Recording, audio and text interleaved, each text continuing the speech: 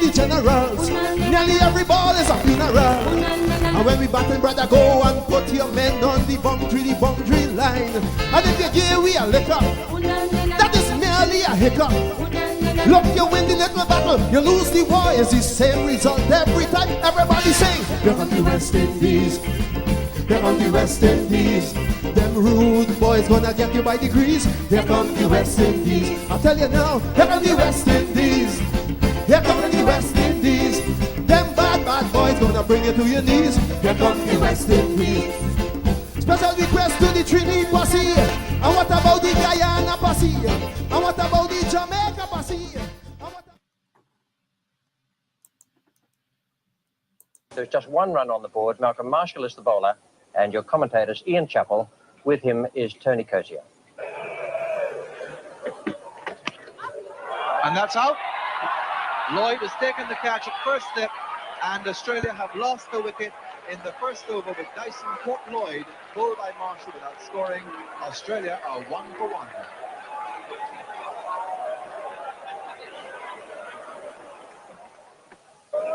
Just a question of when Ghana will let go with the short one, and what Wood will do about it.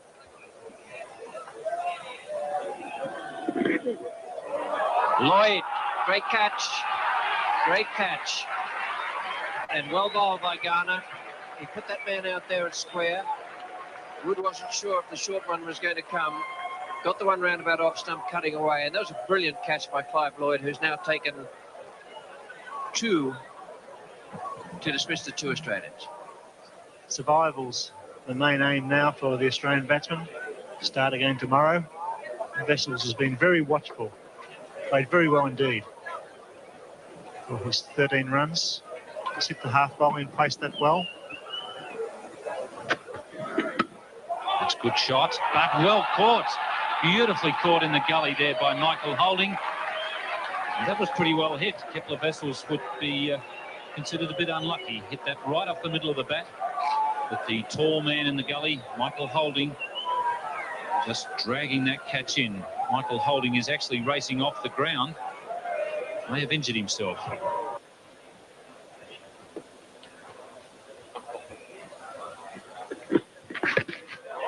Oh, he's hit that way down there. Will he get it? He's got it. Yes, he has. That's the end of Kim Hughes. Well, there was a bouncer. Hit in the air, down to the deep fine leg man. And what a good catch that was. That was badly played. They set him up. They kept him on the back foot. He's been out hooking this summer on numerous occasions. They didn't need a bodyline fielder. They needed one fieldsman. A beautifully judged catch. It was well struck, but what a fine piece of bowling. And congratulations to Clive Lloyd. Tremendous placement. That it was over the middle and off stump. He couldn't control that. He whipped it fine. And Marshall took a superbly judged catch. It was going like a ball at his back. He's keeping his eyes on it. He's up. It's a mark. And the Australian captain departs. And Australia in real trouble at 4 for 40. But what a fine piece of cricket. Beautifully bowled over the middle and off stump. The hook shot was on. And what a great catch. Not much time. Judged to perfection. 2 hands, 2 fingers strapped. And Marshall really in this test match. And Australia in a lot of trouble. Michael Holding.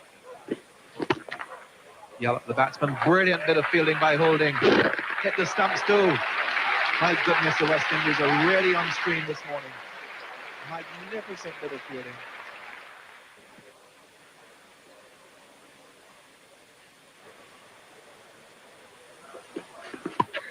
And that's out. Caught by Greenwich. At full slip, Australia 5 for 46. And great captaincy by Clive Lloyd, taking the man away from silly mid-off, putting him into the 4th slip position, and an instant success. Michael Holding coming up into the breeze, short delivery, a tentative shot from Graham Yelp, a bad shot. Just rode it into the gully, and probably the simplest catch that we've seen in this Australian innings. It's Michael Holding moving in off his long run here.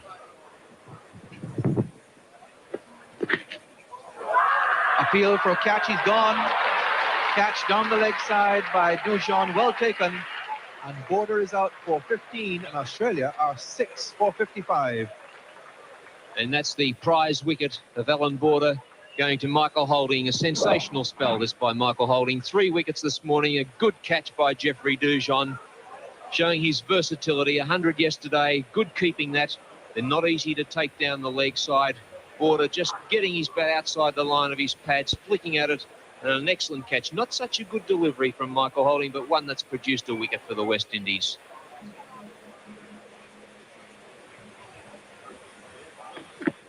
Once again, the outswing of beating Lawson, although that wasn't such a good shot from Jeffrey.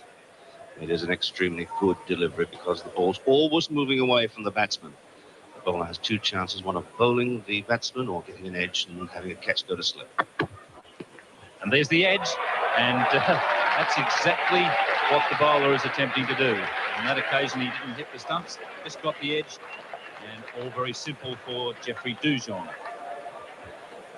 Well, that was it perfectly, except the ball didn't go to slip. There wasn't enough deflection there. It just went straight into the safe hands of Jeffrey Dujon. So Malcolm Marshall has struck, bowling the outswinger from halfway along the crease, still getting enough movement to make it move away, and Dujon doing the rest after the thin edge. So 10 for 63, possibly staring down the barrel of their lowest score against West Indies and Australia. That stands at 82 at the moment in Adelaide, 1951-52. Oh, and he's just allowed that one to crash into the stumps. Amazing piece of batting. I don't think Michael Holding can believe his luck. He's taken 213 wickets in Test cricket. That's probably the easiest one ever. It was an attempted yaw leg stump, and the Hawk saw it coming towards him, backed away, hidden full toss on the pad, went from, I would say, at least 2 feet outside the leg stump onto the off stump.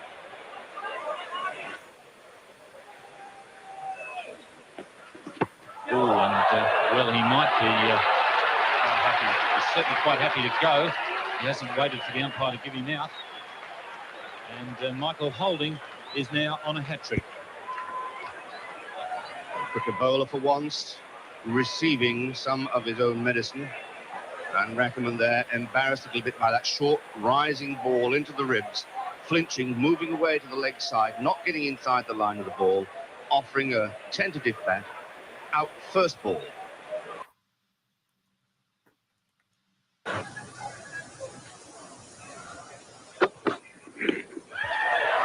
Clive Lloyd has the first one again.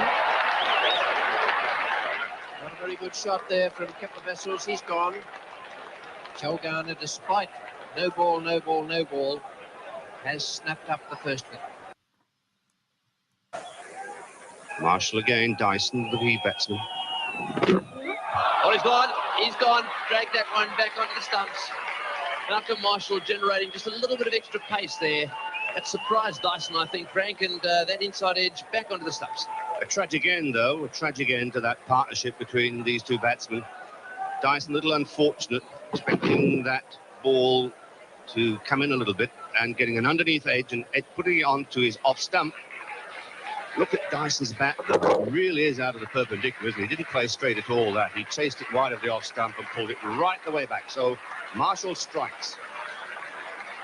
And the first wicket is down for the second wicket is down for 94.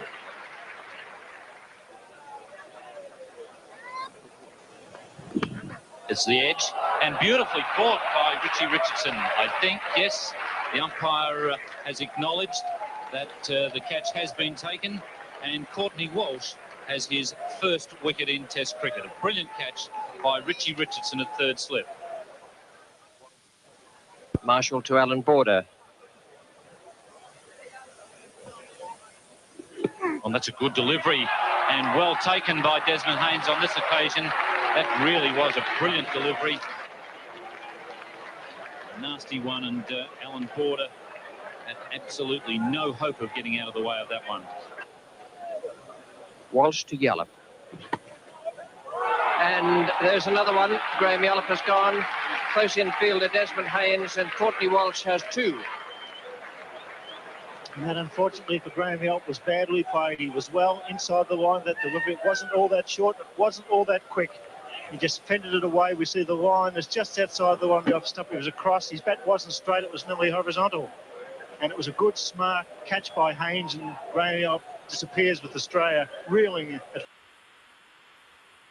Oh, good evening and welcome to West Indies Cricket 101, or we yarn how we yearn for those days back in the 70s and the 80s.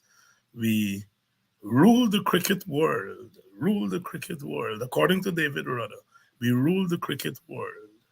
The longest any team ruled any team sport in the history of humankind.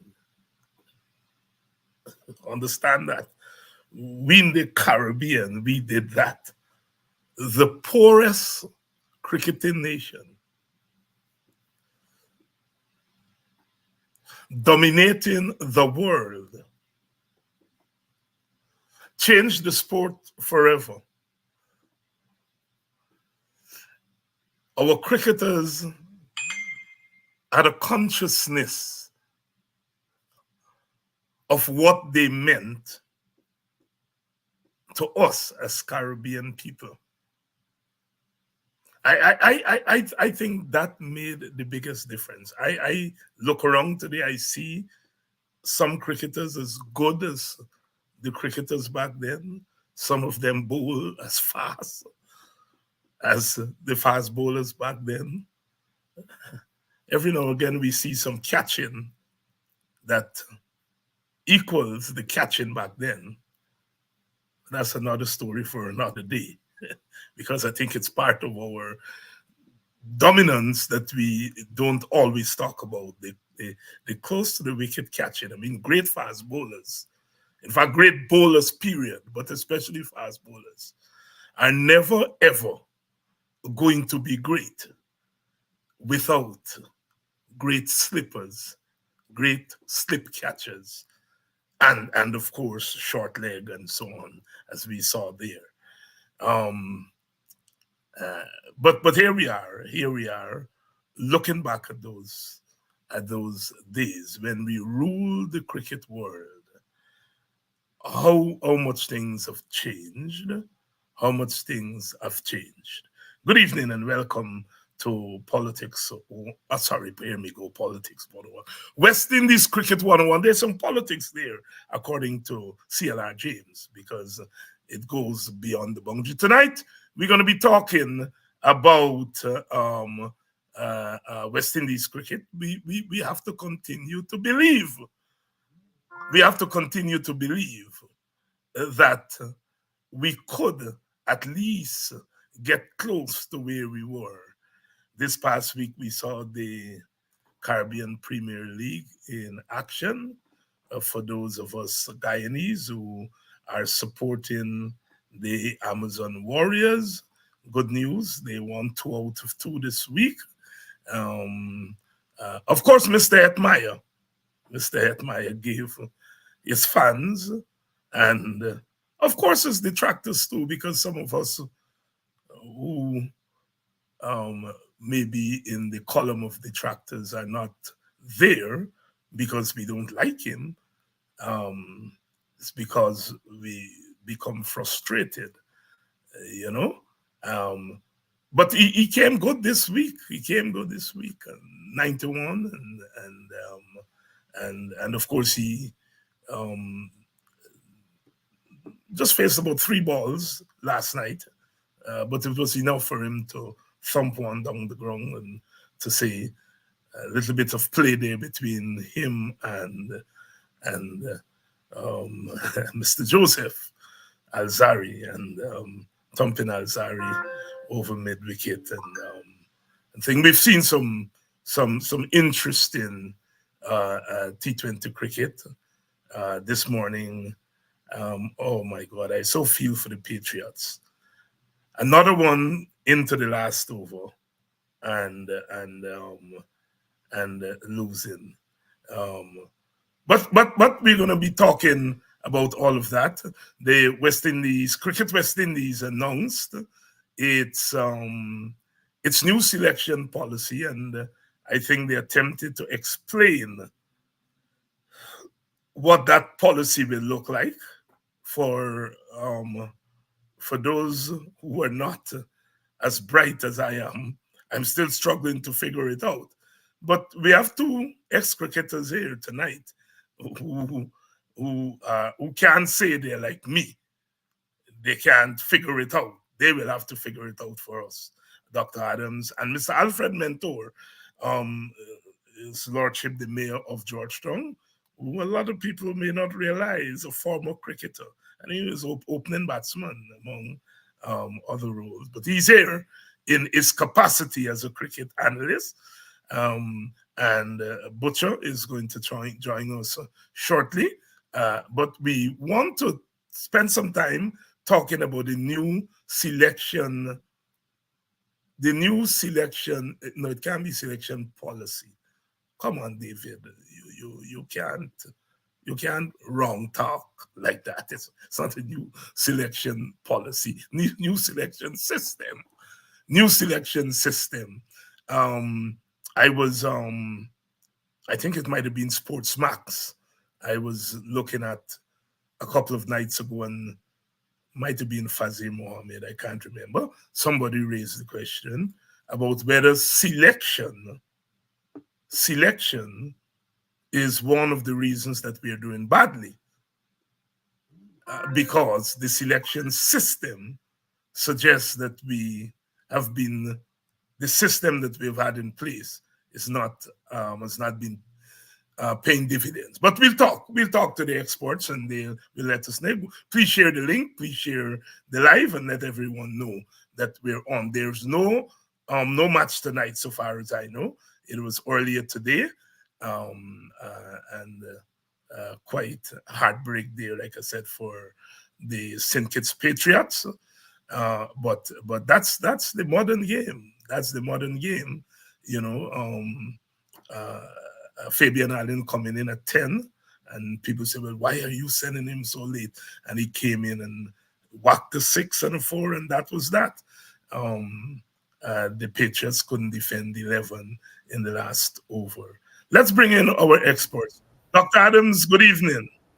Good evening, Dr. Hines, and welcome to our listeners, and welcome to my good friend here, the Honorable, is it Honorable Mayor or His Lordship? Or is it your Lordship? Your Worship. Your Worship. Your Worship. Your Worship. Your Worship. Yeah, and he's my little family too, Dr. Hines. Really? Yeah. I got Linden connection, I didn't know that. I didn't know that. Well, now you know. And on top of that, Dr. Hines, I see you're stacking up with opening batsmen. But that's what I was just about to say. That I'm stacking up tonight with opening batters. The new ball. When you start doing, I don't know. I guess I know who you got coming at number 4, because I know that's where you really want to make this show in tonight, the Hetmeyer show. The headline of the show is, "Has Hetmeyer rediscovered his groove?" That's the headline for the show tonight. So you stack up with the opening batsman for give you some protection. That's right. That's your job. You see what opening batsmen do, or good opening batsmen do, come to the ground early, ensure that they check the weather, ensure that they go and look at the wicket to see if there's any moisture and these kind of things, and assess the conditions in order to determine if we batting first or we batting second, to give the bowlers a chance to exploit the moisture in the wicket. So we got a lot of work to do as opening batsmen, so and people have to respect that particular trait. There you go. Yeah, Colin, I meant 2 out of 2 this week. I know the Warriors is 3 out of 3, but when I said 2 out of 2, I meant 2 out of the 2 matches they played this past week. Mr. Mentor, let me bring you in force, and so you'll take the new ball. Take the first ball. You'll take the first ball.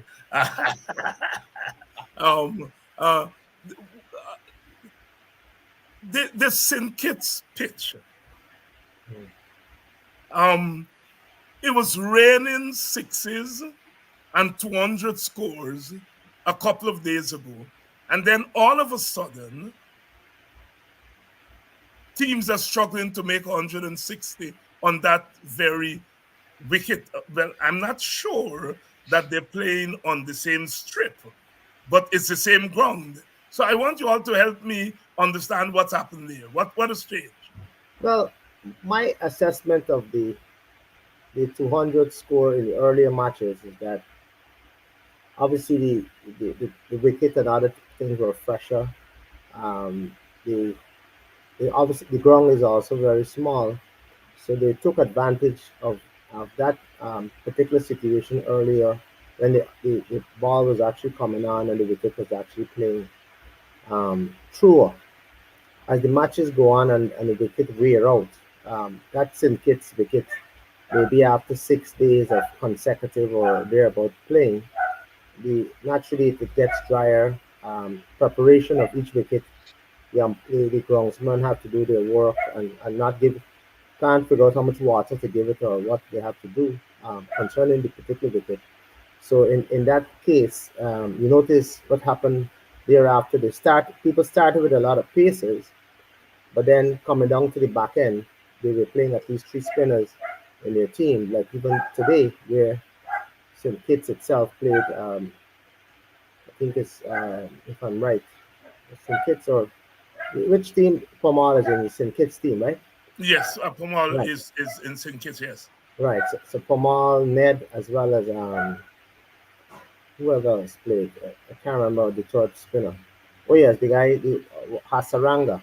Asaranga, oh, the magician that took four, Right. yes. So they have all played in these matches here, come down to the back end. So that kind of a situation would have warrant you playing more spinners because the wicket is obviously drier and keeping a little lower and so on and so forth. So you won't be able to score as fast as you did in the prior matches. But coming down to the back end, the wicket will take a lot of spin and will allow for different kind of bowlers to do different things. I remember even earlier when they were playing those earlier matches where I feel sorry for Drakes because he's not obviously his usual self. Maybe in preparation for this tournament, he took it for granted that he can just turn up. But in the earlier matches, we went for a lot of runs, and I think even the people in the stands were saying to him, take the pace off the ball or do something a little different to slow it up. But even though he was slowing it up, even in today's match, he was bowling short. So Yes. um, there's a lot of uh, there's a lot of things that he didn't put into the game. Maybe he obviously got to go back, as they say. West Indies always saying we got to go back to the drawing boards. So the team themselves has to go back to the drawing board and come up with new scenarios to determine if he should play. I know there's a youngster on the bench that name, I think is Lane, if I'm right. I John believe Lane. it. Yeah, I think they should play him because I always thought he's a decent little pacer. He was part of the academy setup and he has had a chance to express himself maybe last year to some extent or some other game. I think it's time now he plays and they see what they could get out to the tournament because they've lost 5 matches in a row, so they're in bad position. The other team, which is the Falcons, could have been better off if it wasn't for Guyana, where that Pretorius guy got that 16 run in that last over, and some other game that went close. So Falcons have actually bounced back a bit, and they're just 2 wins. So that has put them in good stead going forward. Dr. Adams, following up on Mr. Mayer's point there about the wicket drying out and spinners coming into their own, is that something, a view that you share, that has caused an almost 360 from what we were seeing in the earlier games at St. Kitts? Wins, St. Kitts, yes, Yeah, on the park. hey, the mayor sounds like a ground curator. Mhm. In addition to his opening batting credentials. No, I agree. By the way, I made my debut for Guyana at that Warner Park. Okay, In okay. 1969, I got run out in my first innings. I think I made 6 or 7. Second innings, I made 47 and got go along with the creeper on the final day the final over of the day. And as a matter of fact, Alvin Kalicharan, I mean, when you look back in history, Alvin failed in both innings in that game, and he was dropped in the next game in Jamaica. And he came back in Guyana, and he was dropped. And you remember these things. He was dropped on 7 as sitter, sealing it out, and he went on to make 63. And the next game against Trinidad, he made 99. He never looked back. But the mayor is absolutely correct, and I'm not sure if they're playing on the same wicket or not. But it depends on the weather. I don't know if they had any rainfall or if they put some more moisture, or it depends on everything that the mayor talked about. But it appears if this wicket has somehow it was a different wicket in terms of the moisture, and it obviously dried out because Hasarango came in and kind of make around the batsman with the 4 wickets that he picked up. So yes, wickets are today they can be good. It could go it could also, if rain fell or if under the covers it sweats a little bit earlier on, after you remove the covers, you can have a little bit of moisture on top. So, but it looks as if this wicket definitely dried out. It might have been an old wicket that has dried out to be taking the kind of spin that Hasran. Now, this is not taking anything away from Hasran, because he's always an excellent bowler and a threat, especially when the game is on the line. He always delivers real well. The St. Kitts Patriots they've lost 5 on the run. Yeah, and some really hard games for them, going down to the wire. Dr. Adams, what do you think has gone wrong there? Well, and they've played some. It's not that they've been really playing badly in this T20 game, and it wouldn't surprise me if they even come back. But in this, like in all T20s, anything can happen in a given day. All it takes is one good a good batsman. And like this game today, they could have won it. It could have gone either way. All it takes is just a good bowler. Look, I mean, it came down to the last over. So these T20 games is hard to tough. It's tough to analyze and to come up with any kind of definitive analysis, like in a test match where you have some time. In this game here, all it takes is just one stroke of luck, and you can win it. And the thing is, as long as if they stay close, all of these teams, any team can beat another team on any given day in this competition. So I don't think it's really that they're playing badly. These games are going to be they're going to be played closely throughout this entire tournament, as we saw with the new team Antigua. Is it Antigua? Yeah, Falcons. Yeah. They had a bad start. They won here recently, and so anything can happen on it. All it takes is one batsman to strike one day, or one bowler to strike, and even a catch. A good catch. Look at the game that was played the other day with the same our boy here, Allen. The catch that he took that to me made the difference in the game that they won. So, I don't I don't try to overanalyze whether this team is playing badly or not, unless it's obvious. Because today you can make in this game if things go with you. I mean, look at Hetmeyer, for example. I know you want to come to Hetmeyer. No, we don't want to go to Hetmeyer yet. We're leaving that. Yeah. For special, right. I want Butcher. The audience is asking, don't go to Hetmeyer until Butcher comes. But I think they're gonna. I'm gonna wait until the tournament matures some more before you say exactly where people are going to end up, because they're all being played very closely right now, except for a few blowouts. But I expect all of these games to play very closely, um, until the latter part of the tournament. Well, I have two opening batters here, and so I've got to ask you all the question about whether in T20 there's such a thing as a specialist opening batter. Um, we have quite a few on show. Evan Lewis is back now. I noticed today Brandon King played his first match. He looked pretty good today. We have Mayers, who has opened for the West Indies. We have Johnson, Charles, um, as four of the main opening batters. And so I just want to get from you all whether there is such a thing as a specialist opening batter in T20. And I'll start with you, Alfred. I I strongly believe that you don't necessarily have to have two out and out opening batsmen in 2020, but you can have person who could fill the void, but also could do something else down to the bottom.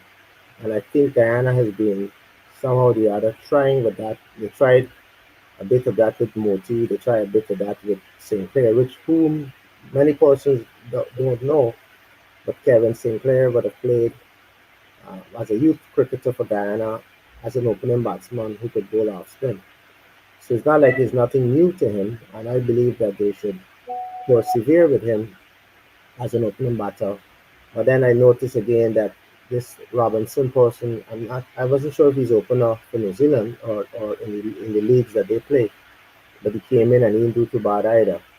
From that perspective, for Guyana in this particular case, but I'm not one to have a settled issue. Last year we had the Saim Ayub, and then I think we played with along with a number of person, I think, and then Gobaz. I'm not sure if he came into the end or what it was, but there's no need to really and truly have that kind of situation. And there's also the Shy Hope who's in our team. There's also other persons who could fill the void and to do that job. But you don't have to get an out and out, two out and out opening batsmen to start with and to work with. Other teams are doing that, yes, to some extent, but if you have somebody who could fill the void, then you could play somebody else who could also do something, or you could have, like I said, if you play Kevin Sinclair, he'll bring that off spinning version to the game and to the bowling attack to give it that kind of balance. If you're playing against a lot of left-handers, so that he can bowl the ball away from that person and so on and so forth. So that's my position on that. Dr. Adams, specialist Yeah. opening batter.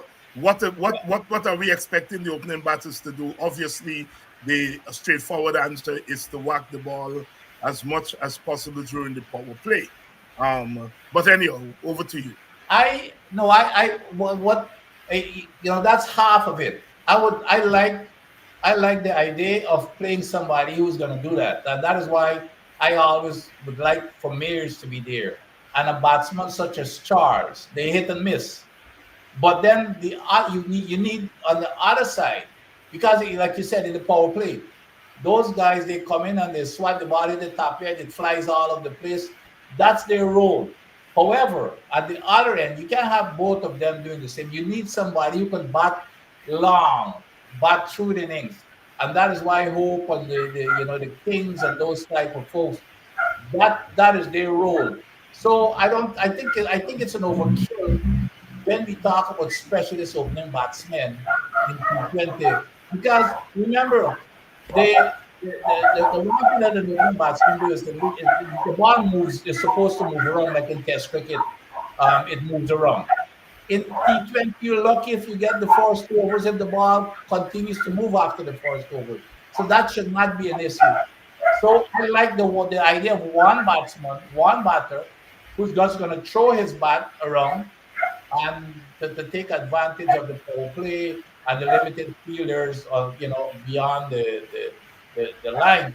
But then I want somebody, a very good batsman such as the King, who to be there and to marshal the team, to bat as long as possible. Mr. Butcher, good evening. Welcome. Good evening. Good evening. We are talking about since we have two opening batters here. We are talking about whether, in fact, you open batting to Butch when you play. No, I was middle order. You're middle order. I opened, but I was more middle order. You're more middle I used order. to like to play shots from the word book. The opening batsman is do the to boy. No. Y'all want to see the sheen off the ball. You making joke, you play shots to boy. You only had one man used to play shots with Fredericks. Everybody else, Chef, see the sheen off the ball and leave it to us middle order men. But I saw a banner from Jamaica. Shotgun, Basil, shotgun, William. Yeah. Who used to blast from? Oh, yeah, shotgun. Yeah. That's why they called him shotgun. That's why they called him shotgun. You see, like Mentor know what I'm talking about. They call him leave alone. Leave alone. Listen, leave alone is a stroke, If not for them batsmen learn this technique of leaving the ball alone and knowing where they're off they'll make a lot more runs, Because while I leave alone the ball, I could have also play a stroke. But I choose to leave it alone so that I could preserve my wicket in order to survive to play the next shot. Yeah, you ever get bowled down leaving alone? Oh, definitely. Dr. Hines, you too sharp for this conversation. I think you read through Basil's lines there.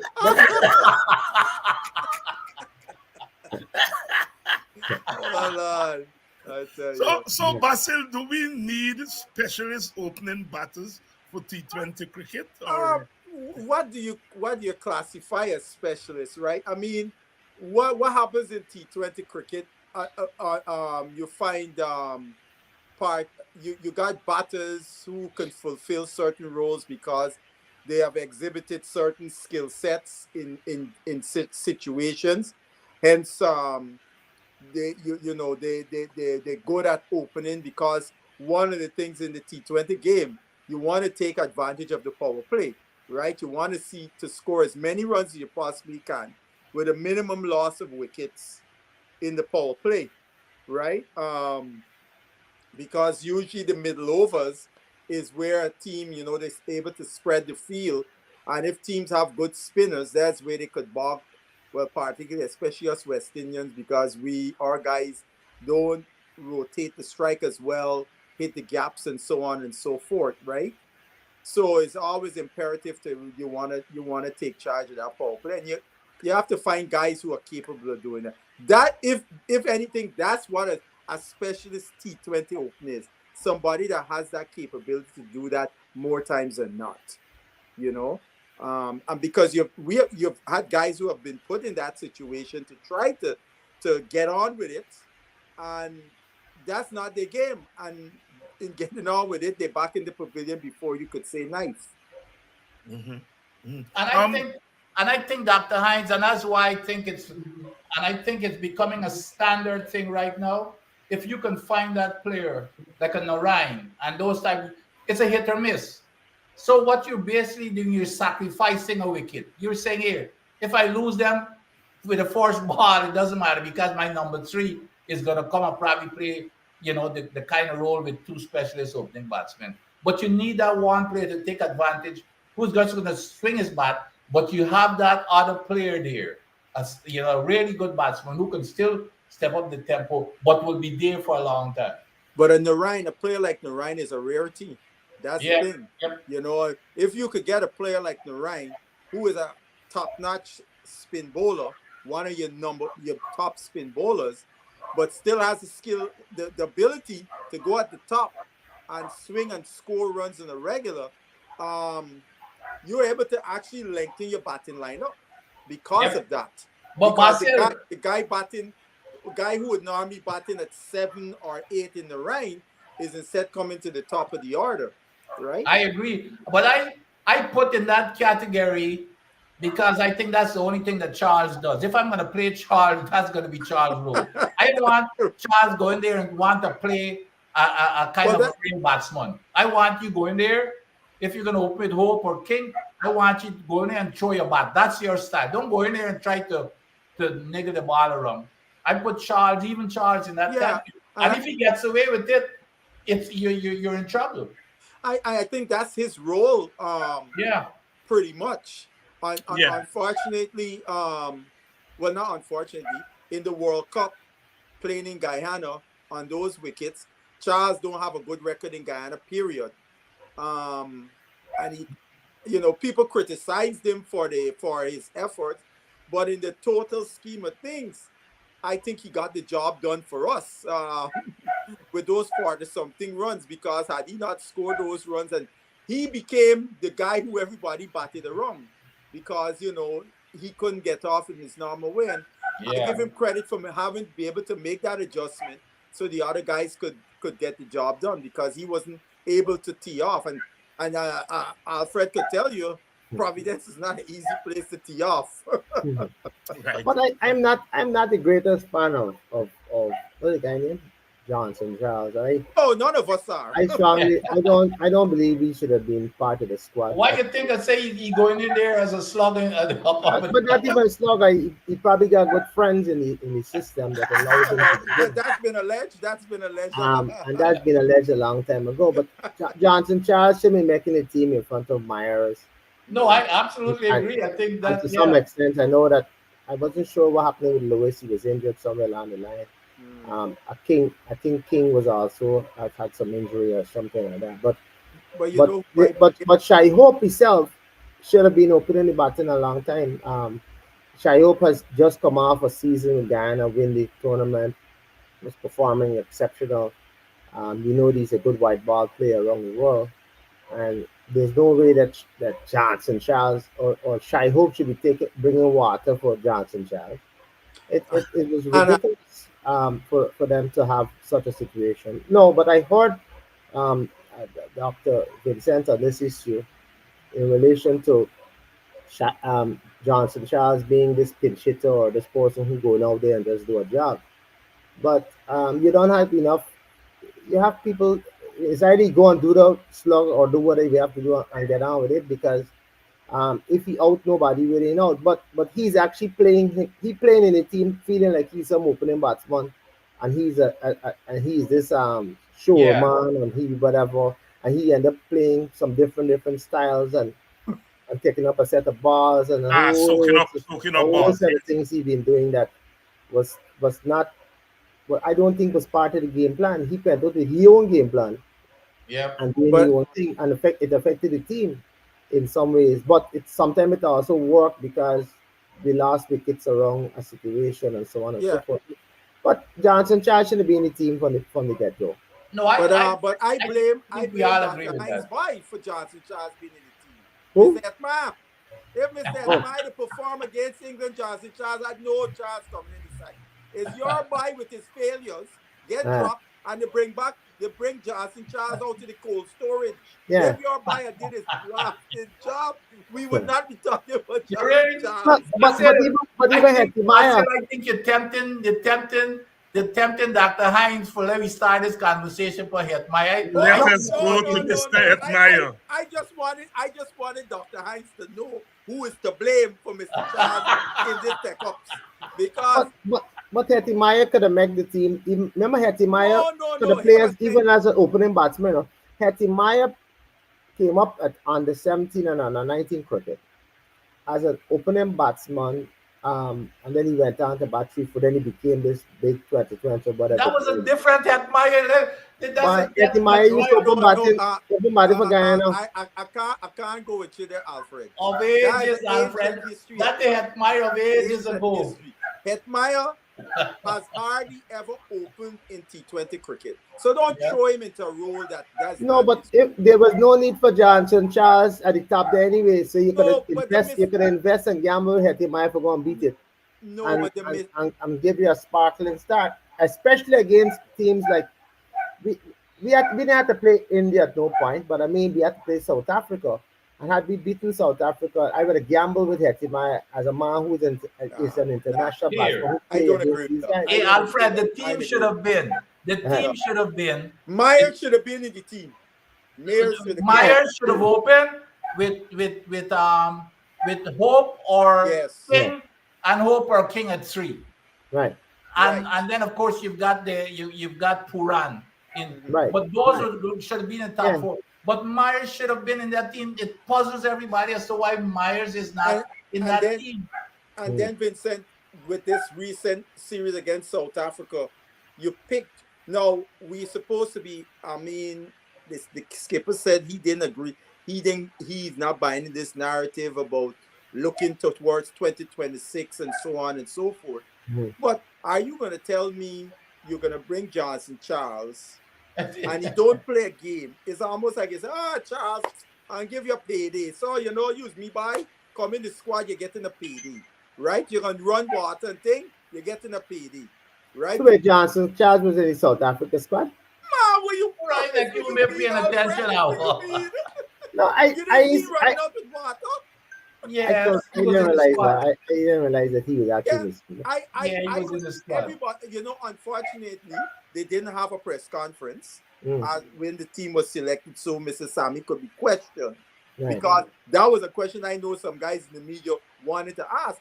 Why right. Mears is not in the team and Charles is in the team, right? Mhm, We got a World Cup in 2 years. South mhm. Africa played against us. 8 of the men who played in the final 11 were not in the South Africa squad. So they, on the other hand, looking to expand their pool with an eye towards 2026 because you don't know if a David Miller, for example, is going to be still playing at that international because he's 36, 37 years, around that age, 35 years old, right? Like Johnson Charles. So what were we doing? Keeping Charles in the squad. I don't, I can't see how Hetmeyer was fetching water for Johnson Charles. But anyhow, No, he Right. wasn't fetching water for Johnson Charles. anyhow, Especially for the team. I agree with He was fetching. Alfred that Hetmeyer, when we got desperate, Mhm. Hetmeyer should have been tried Yeah, as an you had opener. it. Anyhow, let's talk about Hetmeyer for the past week and a half. Um, 19, the first match played across, trying to work the ball, got ball, but then he came the next match, 91. He himself says that he is clearer now. He didn't say clear about his role, but we can figure out what he means. Are we seeing a more settled Hetmeyer now? I start with you, Alfred, then I go to Doc, and then Basil. Listen, I have been a follower of Hetmeyer. I know he broke my heart many times, but he also did the job. Yeah. And as a talent that he happens to be, he should obviously be part of the 11 rather than part of the 14 or 15. Maybe too, the drop in that he had for the last year, Karen Water, has done him a bit of good. And he's gotten a lot hungrier because I thought he spoke about that as well, saying he's a lot more hungrier for the game Yeah. and he's a lot more passionate about what he's doing. Um, I think too that the the drop in that Sammy himself has given him because Sammy and others are selectors of the actual 11, and he would obviously know what is his best combination on the day. And you can't get a man with Hetmeyer's talent on the bench and not give him the kind of opportunities to be able to express himself. Um, and even when I think in the last T20 match when they played South Africa, and I think he got a third or something, which I believe Puran also got the impact player for the match. And I think when they had the little team meeting and the team discussion, I listened to it, and they had it, and Sammy gave a speech and so on and so forth, and hand out commendation to this person, commendation to that person, and then he also suggests obviously the impact player for the match was Puran, but Puran took that impact prize and gave it to Hetmeyer because he believed that Hetmeyer was created the biggest impact in the game and caused them. He scored a total of something off 15 or 14 balls and carried them over the line. And even when he did that, and and so on, I think there's when Sammy jumped back into the conversation to state that, oh, I forgot to probably say something about the contribution that Hetmeyer made. And that in itself showed that he is not, he hasn't been looking at Hetmeyer. He hasn't had Hetmeyer in his frame. And that, certain little things like that tend to not give a player the kind of confidence. I'm hopeful that all of that will steer Hetmeyer in a different direction. Like I said, the 19 he made, the 90 something he made, and the way in which he dispatched with Mr. Joseph. What Joseph he named Alzari Joseph in such a dismissive manner is also shows clearly that the man is totally switched on. And I'm pretty sure that when they come up against these different teams, and even when they come up against St. Lucia, where Sammy is the coach, I think you're gonna see a different Hetmeyer. But what I've been looking at him, I ain't see him personally, but what I've seen of him on the television, he look a lot fitter. He barely gone down a little bit. Yeah, yeah. So I believe a fitter cricketer, the mindset is be different. A fitter cricketer, two things: they want to be out there in the park. Um, he will be able to concentrate for longer periods, and he'll be able to do special things, not only for Ghana but for the rest of me. Doc? Yeah, of course, you're gonna hear my sing song going way back to, Basil got a different view, but in the IPL, Hetmeyer became not a batsman. Hetmeyer became an entertainer who came in and was batting at 7-8 for 4 deliveries. They call him a finisher, and it was in his head. His employers were calling him an entertainer and a finisher. That should have never happened. Now Basil has the stats to show that the reason why that was because he was feeling on top of the order. But I would have kept him there. But he changed his mindset. And I think that was when he started going downhill with cutting his hair, with coloring his hair. He put on a big stomach. And because he became an entertainer, I remember the owner of the franchise in IPL, when he signed a new contract, the man went and had a big splash in the signing and said that, call him an entertainer. I thought that was an insult. But Hetmeyer, that's the kind of label that he wanted. However, I think this dropping, I think because he was left out of the team, I think it made a big difference. And even when, and I got to disagree with my good friend there, Alfred, that he said that was the impact. He named that to Warner. So I think we had that game locked up already. Because I remember even I was saying, well, this here is his opportunity to play a not out, to get a not out inning, to at least get his confidence in. We had already had that game sewn up. So I wouldn't call that an impact. Now, however, he made the third one not out. And we all know we all play cricket. And we always say that 90% of your batting is your confidence. When you get to this level, you don't change nothing. All you want is just one good inning. And I believe this 91 that he made here, I think it's 91 or whatever it is, I think that has turned him into a new player. And his attitude, you can see, like Alfred said, his stomach is down. He looks fitter. He looks happier. His hair is not colored and all this kind of fancy stuff that he was into.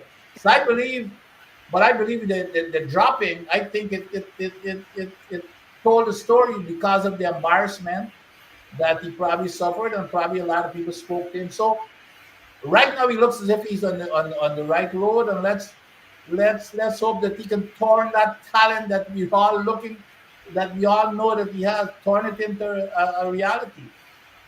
As I come over to you, Basil, one of the things I noted about the 91 and even the 19 in the first match is that he's not going in an obligatory way to mid wicket all the time. You saw a full range of stroke play all around the wicket. The Hetmeyer, who was the finisher, and even when he wasn't finishing, everything was up in the air to deep mid wicket, caught and gone home, and so on. In the 91, like I said, you saw a range of strokes through the offside. You saw him, of course, flicking over backward square on a little bit of Gordon Greenwich there, which I hadn't seen in a long time from since he was a young boy. So as we come over to you, Basil, I just wanted to throw that in, the range of stroke play we saw in the 91. Yeah. The game when he made 31 against South Africa, if you remember, at the start of the innings, he looked like he could barely get the ball off. Yeah, he wasn't middling the ball at all. He looked like a guy who has not played cricket in a while. He was rusty, and it was the perfect scenario for him to come in where there was no pressure. Shea Hope at the other end was stroking the ball nicely, so he could take his time and get into the inning. And yes, in that inning there, he also played balls in all parts of the field, unlike what you often see when he's finishing there in the IPL and elsewhere, looking to hit the ball through corner pretty much for the most part. And I think that inning kind of got him rolling, back in and playing cricket at that level. And now in the CPL, you're seeing Hetmeyer. Well, I would say this about Hetmeyer. Hetmeyer has always done well in the CPL. This is no news to anybody that he's doing well again in the CPL. I guess because of the circumstances that he's coming out of, playing not playing in the World Cup, being on the bench of the West Indies team, that people are looking and scrutinizing him a little closer. But you go through Hetmeyer's career, he's always been a bad man in the CPL. But what I would say regarding him also is that I agree with Vincent. That sitting down on the bench throughout the World Cup, I think a player of his caliber would have felt, realize that he's not bigger than the game, and he has to put in the requisite work to show that he belongs in the West Indies team. But I have said the guy that kept him out of the West Indies team is the captain. The captain is not going to get dropped. That was his face, in my view. If Powell was not the captain, he would have get dropped during the World Cup. But it's because he was a captain, he kept Hetmeyer out to the side. They were never going to put Hetmeyer to open batting. I knew that was never what's going to happen. I know the Hetmeyer fans wanted him to play. Let me try him, just get him in the team to open. But they picked 3 guys to open batting in the team, and he wasn't one of them. And the captain was the man that kept him out of the team. Unfortunately for him, the man, because when you look, as I repeated this before, the other middle order batters in the World Cup, whenever they played, they all performed, right? Case, the guy Puran, and Rutherford. They all performed. So the one that did not perform was the skipper, right? And they wasn't going to drop him. And that was the unfortunate rule for Hetmeyer. Now you see, and Rutherford, as an example, seized his opportunity when he got into the team with both hands and did not give Hetmeyer a chance to get back in, because he took Hetmeyer's spot.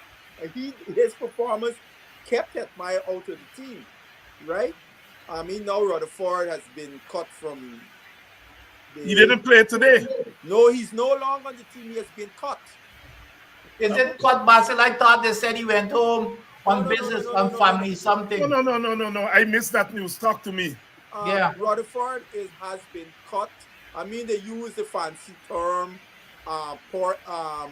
personal reasons, right, and so on. But he's efficient. It's the same language they used with Sinclair last year. Yes. The same exact language. So Rutherford he's not in the team anymore. he's no He longer didn't with play the today. didn't you guys watch because I got a call early this morning about it, right? And I had to make some calls to verify certain things, but it further corroborated what I was told when I saw the bench, the St. Kitts bench on 2 occasions. He was not on the bench. He has been cut from the team. Basil Butcher. On what ground? Basil Butcher, please tell us what cut from the team means. Means that it's just like you get dropped. You're no longer part of the team. You get dropped. But is it bad behavior, bad form? What? Well, that part I don't think I want to say on social media here tonight, because what was publicized. I got information that is further deeper than that.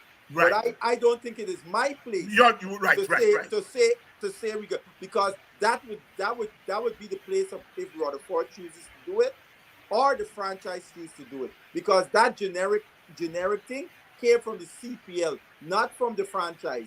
Just like last year with Sinclair, it came from the CPL, not the Guyana Amazon Warriors. Are you at liberty to say what was the story with Sinclair last year? Again, what came out after the fact was there was some disciplinary issues that was alleged, and there was a final act, what we say, the straw that broke the camel's back when they came back to Guyana, and that's when they decided to let him go.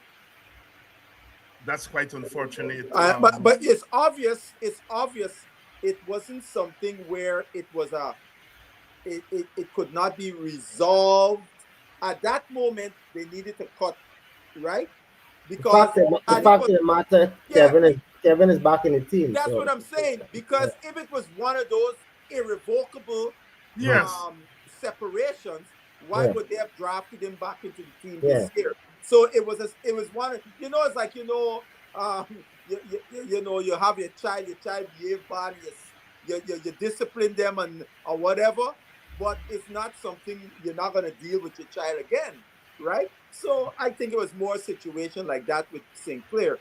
But based on what I'm hearing regarding Rutherford and this situation, if certain individuals, I can't say from a franchise perspective, but he had some issues with certain individuals, and the team decided to cut him, which is unfortunate. But they're saying that he will no longer be able to participate in the CPL. I don't know if the rules state that another team could be able to sign him for the rest of the season. That remains to be seen, because based on the information I get in, there are other teams that are very interested in Mr. Rutherford's services for the remainder of this season. Yes. Young Savory, is it St. Kitts that he has gone to, or Antigua? Antigua. Yeah. Antigua. No, this is not good news at all. This evening. No, it's not. It's not at all, because what these things within the context of these leagues, the kind of information that whatever occurred with Rutherford, other people gonna hear about it, because remember, this team is closely affiliated. His team is closely affiliated with RCB in the IPL, because the head coach is a RCB coach, and he coaches the RCB. He's like the assistant head coach for the RCB women team in the IPL women's tournament. So, I just hope it's that Rutherford gets on with another team. He had some issues in Guyana. That's why he had to leave. No, this is a second franchise. So I just hope this situation will be resolved. I would have hoped that the West Indies board could have gotten involved, because he's a West Indies player, right? We had a situation, I don't want to call franchise name and so on, but a couple of years ago, a prominent West Indies player was on the verge of being sent home by his franchise. And this guy was a prominent player. We getting ready to go to a World Cup, right? And he's a prominent player in the team. And the board, West Indies board, told the franchise, yo, y'all got to resolve this. You can't send home a West Indies player. And it was resolved, and he played on, right? So I would have hoped that this situation could have been resolved similarly, but I don't know really what all the details, but I just heard certain things, and I'm not gonna repeat them here. Oh, in case you all are just joining us, yes, it's West Indies Cricket 101, and we're having our usual discussion here. We are reviewing the past week in the CPL, high level of T20 cricket. You know, you all know, as I've said here over and over, that the T20 had to be sold to me. I've come to appreciate. I've come to appreciate that it is making a contribution to the game itself, and I can use the term high quality to describe some of the cricket we've seen. One of the things, gentlemen, is that we're noticing some of the younger players whose names would not have come up in West Indies circles as T20 players. I'm talking here about Carty, Louis, young Joel Andrew. We've seen Agus. Help me, y'all. Agus, yes, Grenadian youngster. Coming in. We see some of these youngsters. We saw Kadim Aline, made a good 20 odd or 30 odd a couple of days ago. Is that encouraging for our cricket to see some of the young players from the academy getting chances, and even some people whose name would not have even been called with ODI cricket? I mean, coming in and making the name. Alfred, that's encouraging. I'm happy that West Indies Cricket Board probably caused or demanded that this happen, and that even though they've been having these under 23 or under 19 players that is part of the setup, or these different team setup, that some of them were just in the team based on the quota arrangement, but were not playing. And that was not doing the West Indies any good. That wasn't doing the players any good. That wasn't doing the region any good. And it's something that I'm happy that they demand that these players play, and they also play and bat or bowl in their particular positions, and that even though they have to play a maximum of 5 games, you could still go on to play them based on their ability. I think this young guy Jewel also did pretty well as a young 17-year-old. I think there's also a young guy named James that I think open batting and bowl a bit of off spin as well. You're seeing a lot of players that will carry West Indies cricket forward, and that they're getting the exposure they need to rub shoulders with these international players, and also to play very highly competitive cricket. The Caribbean T20 that we had in those early days promoted that kind of a thing. That's how you would have seen the Bravos, the Pollards, at the time, I think Jonathan Fu was one of those players that came out of the woodwork at the time. And there were many other players that were able to come out based on exposure, because at that time there was Caribbean T20 where every player came from the Caribbean, but now it's franchise cricket. You're talking about the Stamford period? No, it was after. Okay. After Stanford, there was something in Caribbean T20. Then it led to the CPL. Yes. So the exposure that was given to those guys then, it was also good, and then we come to this. So the demand that the West Indies Cricket Board is making on this kind of a situation, it happens in other countries, in India and others, where you have those young players coming, or emerging players, so to speak, coming through the woodwork and getting the kind of exposure is very good. I believe there's a plan to maybe have some kind of a developmental program into next year, and just before T20, so that you'll have some under 23 level tournament, so you'll be able to pick from those play that tournament to allow for each team to be stacked up properly, and it's very important for the continuity of the game in the West Indies, for the exposure of those guys, and that we could see the next generation of players coming out of this system, not only from what we're doing here, but even from next year moving onward. So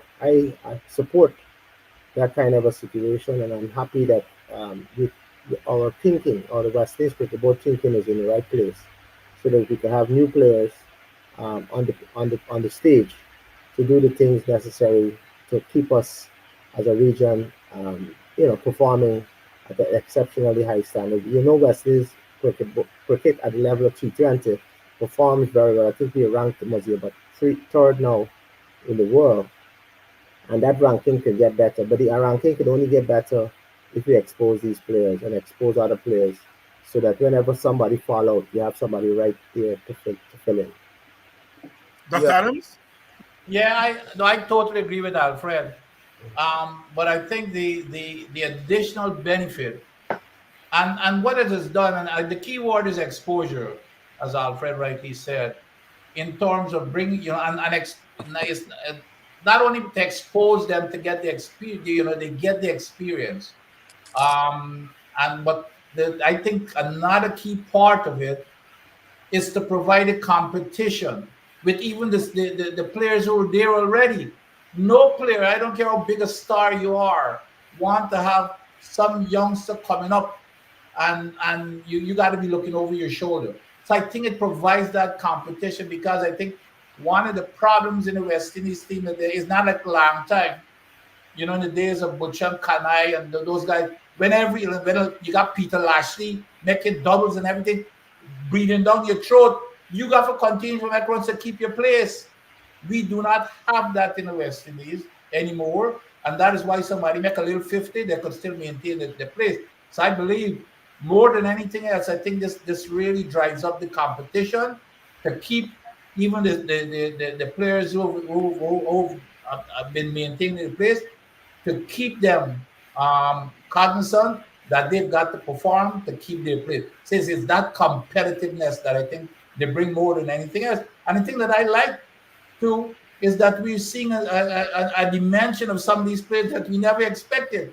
I don't think I expected to see Carty, playing this style of play. You guys probably seen him more than I do, but he's one of the surprises for me. Louis was another surprise. My first time seeing him was in Test cricket, but here again, he's got another dimension to his play. So I think this T20, as much as old timers like ourselves, it's hard to buy into it. But when you look at these guys, so rather than them focusing just on test play, it's a nice thing to see, because I believe a good test cricketer will make a better T20 player than just a limited over, rather than just a pure limited. I don't like this thing about pigeonholing people into these various things.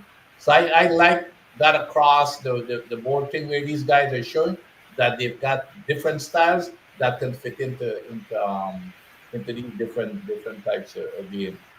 Basil? As Alfred said earlier, the West Indies board developed. They seem to have a good relationship with CPL, and I think when Adams was the director of cricket, they were able to get this thing where they would have two emerging players each team would pick, and they have to play them. I think it's a maximum of either 5 or 6 games. Right. Games they have to play, whereas a combination or one player, whatever, must be played by emerging players, and that's good. One of the things too, as Alfred mentioned, they said they're going to do a T20 under 23, because this is one of the problems that happens to these young players in the West Indies.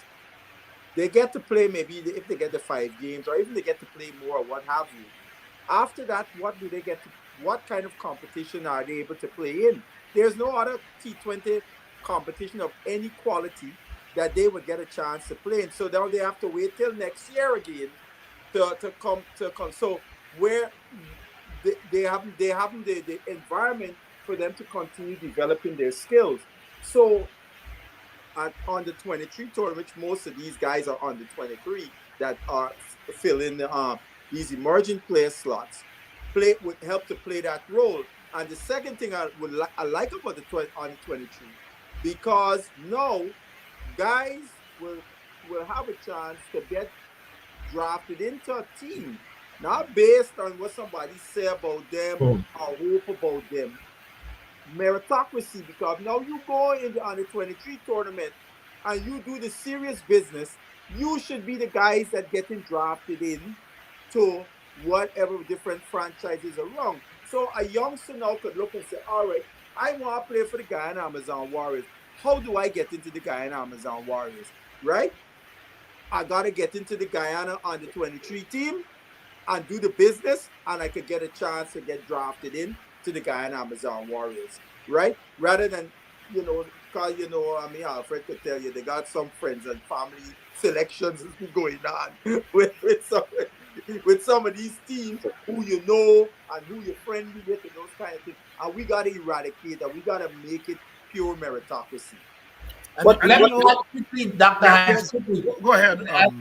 Just a slight disagreement with this under 23 thing. I think it should be under 19. And I remember, never forget Clyde Walcott in 1968. The Forrest Benson Hedges, the youth series in the Caribbean. It was an under 21 tournament.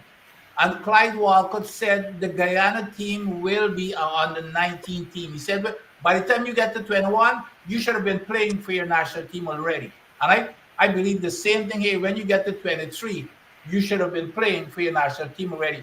And would you believe the Guyana team, well, even though we were under 19, we played against all the other teams with under 20, under 21, and we won the tournament. And a lot of those folks from the under 19, from that under 19 team made the Guyana national team soon thereafter. So I believe, just based upon that, I believe it should have been more of an under 19 team or even an under 21. But I think under we already have an under 19 tournament, both 50 over and 3-day cricket. No, I'm talking about a T20 because I really don't think our players are so well developed at under 19, most of them, to walk into franchise cricket at that level. Yeah. I think the guys need to hone the skills. It's already happening here from under 19 to under 23.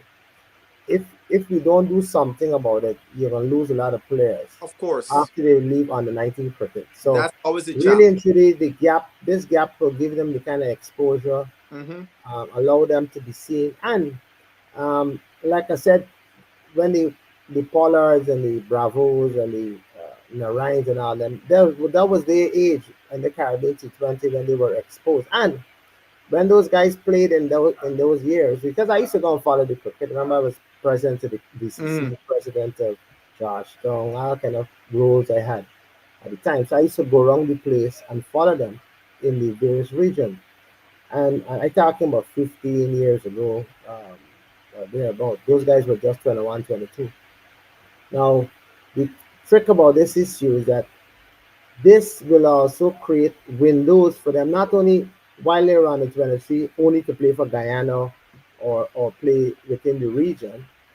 They will also be able to be bought by clubs and franchises all over the world because of the youthfulness and the exposure. And when they also get that opportunity as well, they will be able to be an automatic buy in these other teams, even if it's as an academy player or they have this quota within the system. They will even get a direct buy as well. So, because enough of them players I see coming, a man playing for one of them team, I think is from New Zealand, somewhere here. Clarkson. The man look ready at that. Can't get the ball. Well, let me ask you a question, guys. Isn't it a fact that if you look at these national teams, the T20 team, but most of those players that are coming in, by a lot of them are coming to the team before they even meet 23 years old. Look, we've got this under 17 kid, for example, this Andrew kid. Yes. If you look at the teams, when a good player makes a national team, they're already below 23 years old. Well, Yeah, well, that was in the past, not so much today. that's right. Yeah, Not so much today. In Uh, the Vincent, when you was playing, and even after you, um, you had guys that would come out of Benson Hedges or on the 19 regional tournaments and do well, and you will look at that guy and say, yeah, man, this guy ready to get up to the senior team. But in recent years, I mean, I've been watching the under 19 tournaments because they stream it now. You can't, the one guy came out of that into the national team was Tarn, the fast bowler. yeah. Nobody else, right? Yeah, Nobody else. the standard is not the best at the No, under 19 level. yeah, I it's not like believe that why that is happening too is the we learned our cricket, Vincent, playing the longer version of the game. We played a lot of 3D cricket. I play a lot of 3D. Show you, Vincent, play a lot of 3D cricket. And most 3D Well, in cricketers, my time, you hardly played any limited. I remember yeah, Ratmans and Bristol. Those were that's right. So you learn to hone your skill. You learn to bat out situation. You learn how to bat long. And they're very and that's what the Clive Lloyds and others. And when you sit down and think about the Test cricketers we had, and also the one-day cricketers that we ended up picking were the same. Were from the Test team into the one-day team, and they were batsmen that could bat a situation because like a Test match, it has these different scenarios. It's like we call it a full course meal in a 1 day match. It also have these different situations: a force phase, a middle phase, and an iron phase. And but a lot of players now don't understand that because they're not playing enough games. They're not batting in those given situations. So I truly believe that great investment not only in Guyana but throughout the region to push to play more longer version of the game, which will help players to bat more into 50 over kind of a format, and which yeah, will also help them in the 20 over format, like you did mention of Lewis, Mhm. who and unlike Shai Hope, who Shai Hope started the Test cricket. Think about it, Chris yeah, Gayle and them play about 100 Test match, and play how much one day. Virat Kohli plays how much 100 Test match plus he play for 50 over and 20 over cricket.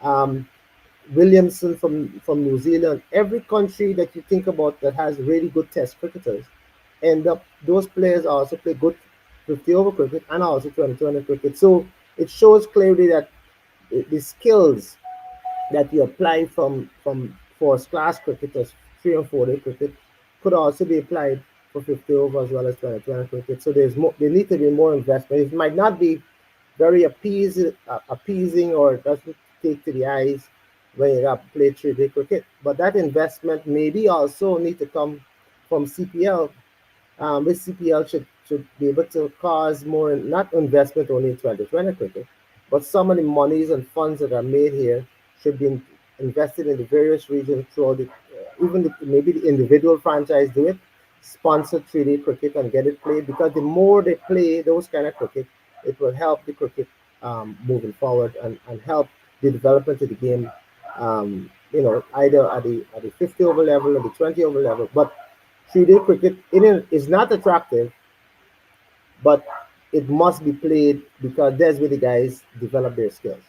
Yeah, I think one of the areas in West Indies cricket, with it with as our cricket deteriorated over the last several decades, the area we have never paid a close attention to is the foundation of our cricket, which is our club cricket and school cricket, right? I mean, in a place like Guyana, they don't play school cricket at all, right? And our club cricket, the clubs are struggling, and I hear the same thing all over the region. The clubs are struggling, and that's where a youngster will play most of his cricket before he gets to the higher level. So if he's not coming out of a proper foundation, we are already at a handicap when he has to go up against his folks around the world who at his age group and at that level, they're getting exposed to all the tools and so on to develop their skills, knowledge of themselves, and so on and so forth. Our youngsters are not being afforded that, so and one of the most important elements, I mean, Alfred and Vincent can attest to this, about West Indies cricket, it was always about the standard of our cricket. So you couldn't be a fraud and move up the level because you will be found out and you will drop off on the wayside. Today now, guys are getting up to regional level and can't even sweep properly, for example. They can't even play a sweep shot properly. And today's game demands that the way with all the different formats and so on, demands that you have expertise in all of those various shots, right? So that's an area we have to look at. Alfred could attest to this. He was a president of a club. I remember because the same club he president, there's a club I always used to go by, DCC, over the last 30-something years, right? And I always use this example. Christian, I remember coming to the club once, hearing them by Butch, we got a bad a bad man, Christian. I said, why? Well, I got this by play. Every time I come home, and they got first division, and I got a DCC watch a game. Come maybe they got 1 or 2 games. What them move. I said, well, Christian, why Butch Christian that played, right? So as a result, guys playing first division should not be in first division because the Christians of the world are in Trinidad plying the trade because they're getting paid. You know, first time I can see Christian play is still when he played for Guyana and the stream thing. That's when the first time I see Christian play.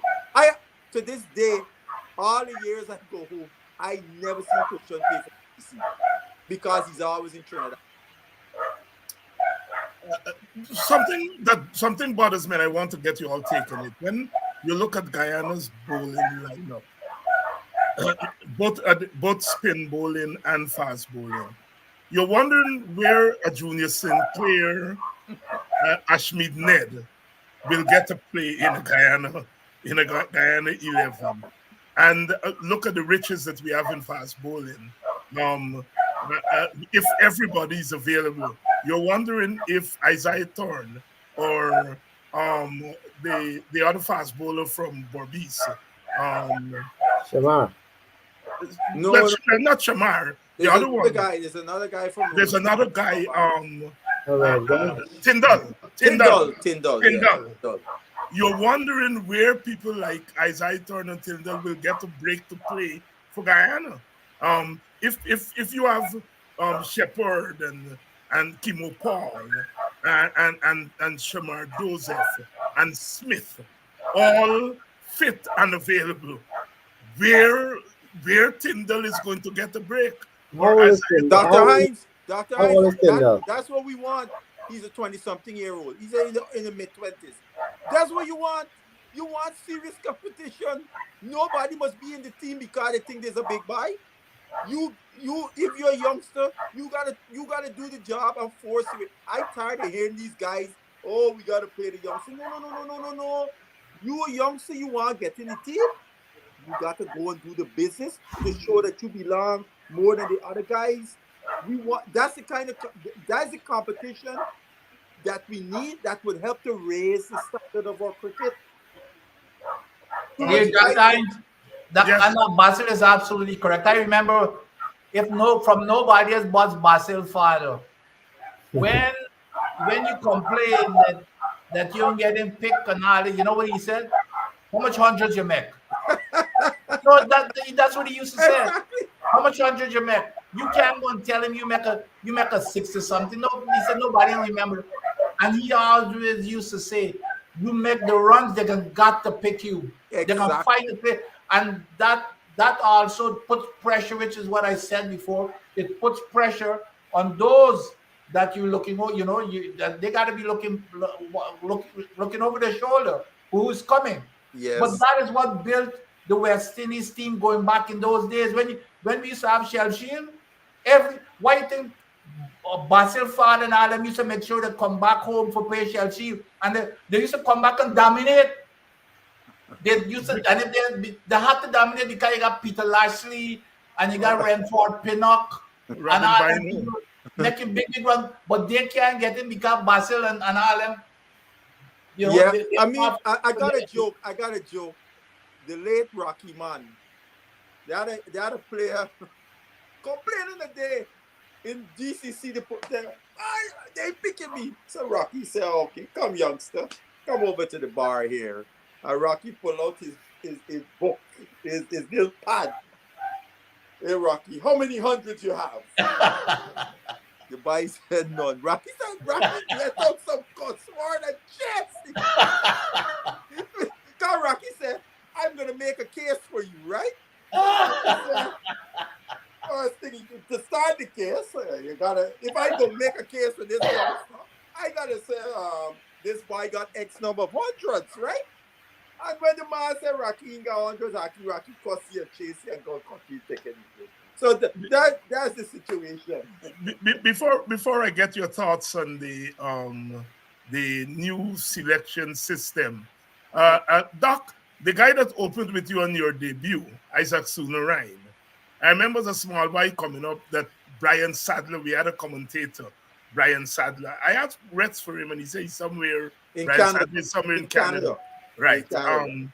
But Brian Sadler was very, very big on Sunarine. How good was he? He was hard to get out. That for sure. And most of them were these batsmen in that time. Sunarine was in the same mold as Hetmeyer, Romain. Hetmeyer used to play more shots, but Sunarine was one of the hardest batsmen to get out. But the thing that used to bother them is the pace. Pace. People like Sunarine, but that's why when we played Babis and we had the pace, that's what we used to terrorize them with, except for that man that named Romain Hetmeyer. Yeah. That guy was a class batsman. And we all know the story with him and Fredericks and how he was supposed to play in front of Fredericks when Fredericks.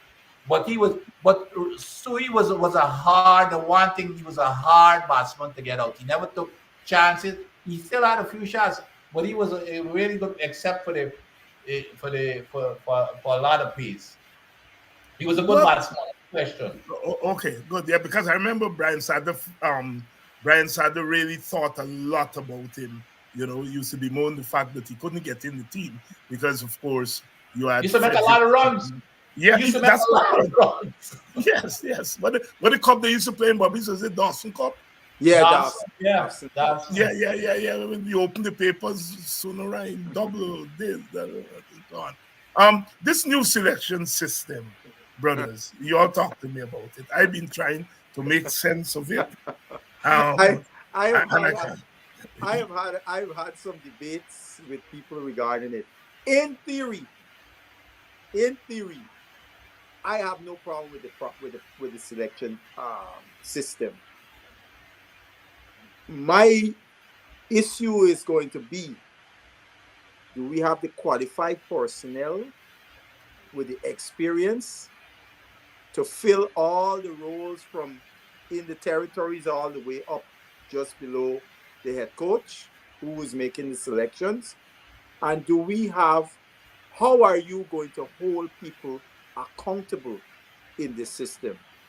And we all know here that has been one of the weakest things in West Indies cricket: transparency and accountability, right? So conceiving this lovely system that you see it throughout sports, we here who live in the United States, it's akin to a franchise. The processes from the scouts and so on bring all the information about prospective draft picks.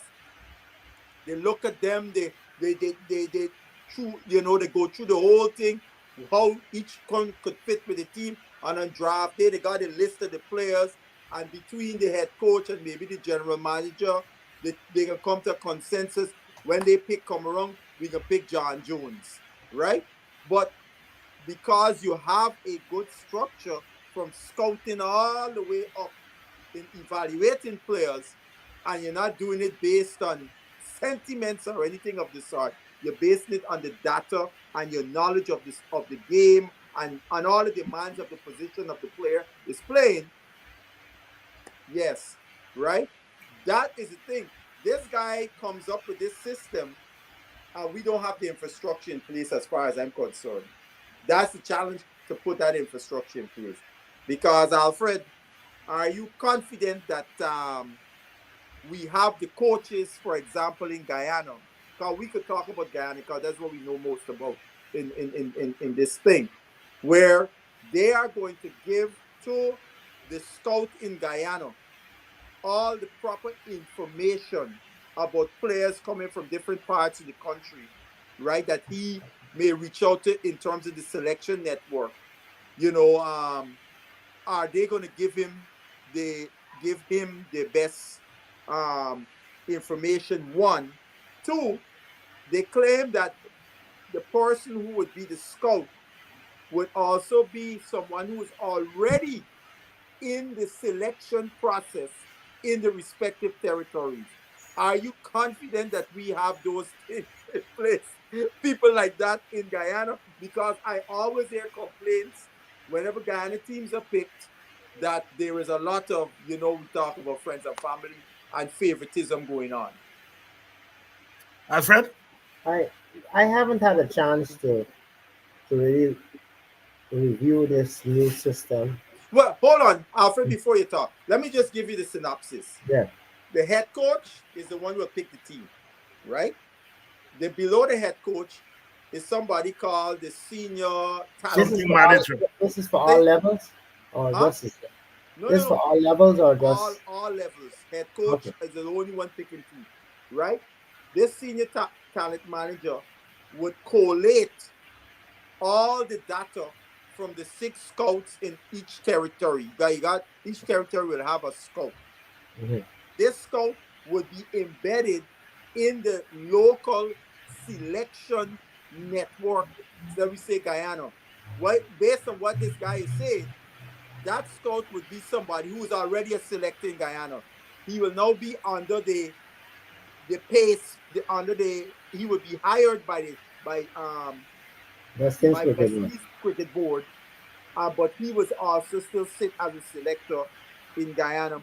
And then he would have a network in terms of, the coaches, the franchise coaches, and maybe also when you go to as we in Guyana, we got the 3 counties. You got the coaches from the various counties that he would integrate himself with in getting information. Let's say, for example, like Tyndall, right? Say Barbies come and, hey, we got this boy in Barbies named Tyndall. This boy quick. This boy got XYZ, right? You would have a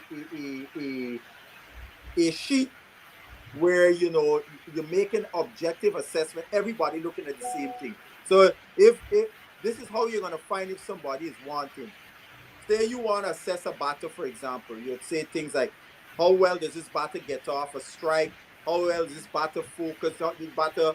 Of all the various components of batsmanship, you would be evaluating, and you would do it, say, on a scale of 1 to 5, 1 being lowest, 5 being highest. So now, if somebody come to you, give you the sheet, you watching at the scoreboard, and this guy said this batter is a 5 in getting off strike. But when you look through the guy's score, you see a whole heap of dot balls in this guy's innings. You would say to yourself, no. You obviously did not make, your assessment was not based on objective analysis. Your assessment was based on sentiments, because you know what I mean? So that's the gist of what the system would be. So that's why I ask you, do you feel confident from a Guyana perspective? We have such personnel in place from the ground up to the Guyana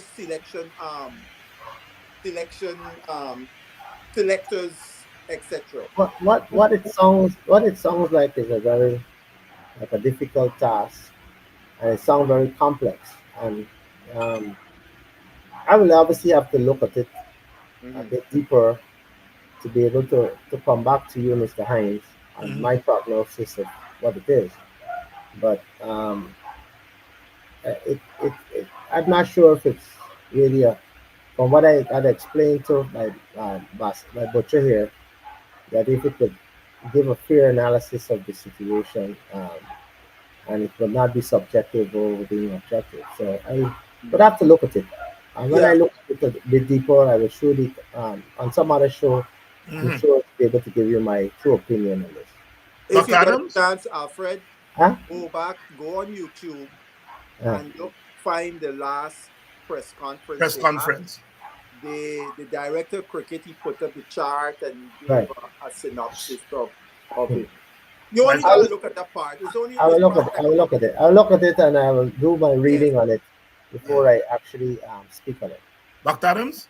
Yeah, I agree with probably everything that Basil said, and it's of course this is like starting a new organization, and it's gonna it's the devil are gonna be in the details, Yeah. and the key part of that detail is in any organization, as we all know, is the the person. competence of the people who are going to be making this decision, and how are these people going to be selected.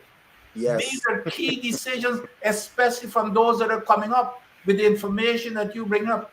And you got it. Let's say you got somebody who's from Bobby's, for example, is a scout, and you know what's going to happen. You know there's still a potential there for that person Yeah. to to have some associations with people in Bobby's, and might even be corrupt in terms of, you know, I mean it's human nature. And then the other thing is I never like it, and we all know I never like, especially in cricket, that one person is picking that team. I prefer it goes to a vote of the, let's say, three, where they can exchange information. And because a lot of times you're in these selection panels, you know, when I was in Ghana, I was there, and you know, you may not see certain things, and then you know you bring your head together. But this is the Bill Parcells model, you know, if yeah, you yeah. I mean, and Vincent, the thing, if I'm gonna cook the food I want to buy the right, groceries. right, and the thing about this is that they are saying the strength of this structure is going to be how competent the people in the territories are going to be. It has to be. It That is has the to way. be. That's the pillars it's standing on. And I would also add, this is like an earthquake sent through our cricket structure You because know. This is something totally. You know what I would like to see, Marcel?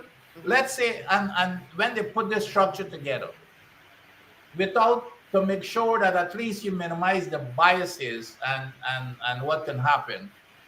I would, let's say, and I don't know how far deep in the structure they go, but let's say they've got a scouting Bobbies. mhm, I would prefer to have somebody from SC Quibble being the scout for Bobbies, and the mhm. scout for SC Quibble being somebody from Bobbies, because you know it becomes an incestuous. You've got somebody from Bobbies scouting players from Bobbies. I Mhm. don't think that's gonna work out. You know, you're too close. Yeah, It yeah, has yeah. I think one of the challenges of it too is because the lack of professionalism in our cricket structure from the ground up. That's why I say in a professional structure, you put this in, I don't think it would be a big issue. But because our structure, all you guys know this, we professionalism is one of the last things that's inherent in our cricket structure, absolutely. right? And because of that, it's a You mean that wonderful, that in that my not that not that's regionally? yes, yes, yes, yes, yes. Right? Yeah. Yeah, I mean, but but Alfred, going all the way down to club, because yes. when I mean professional, I don't mean in terms of paying, you know. I'm talking about approach. You don't want in our club structure, you know these things, a man get dropped because somebody don't like he or he cuss a guy or you know what I mean? All kinds of weird reasons you drop a guy not based on evaluating this player in totality and what this player could bring, which you would do in a professional structure, right? If you get a player also who, come out of a environment, a home environment is a tough, that certain edges are rough. We have had a habit of throwing such people one side. And you know what I'm talking about, Alfred. You Yeah, know, yeah, one of yeah. the most talented guys at DCC was one of those kind of people, right?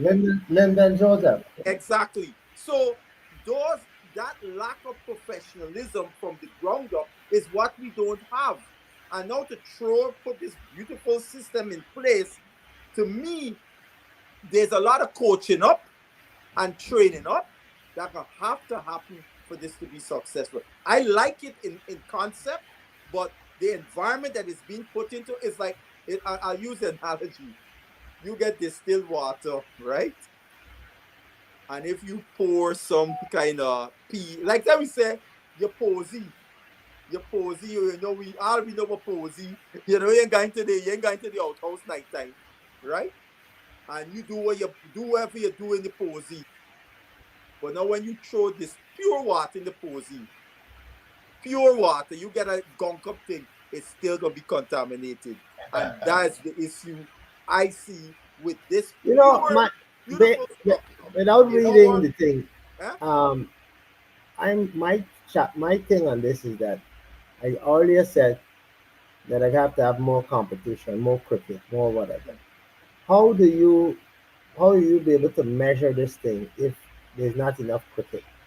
Or remember we also have these challenges with the weather and the this and the that and all kind of things. How do you treat with that? And With, if it's a and if these are competitions that the people are playing that is sanctioned by the board so they could see how they evaluate the performance I don't know. well, I mean, I'm a bit confused.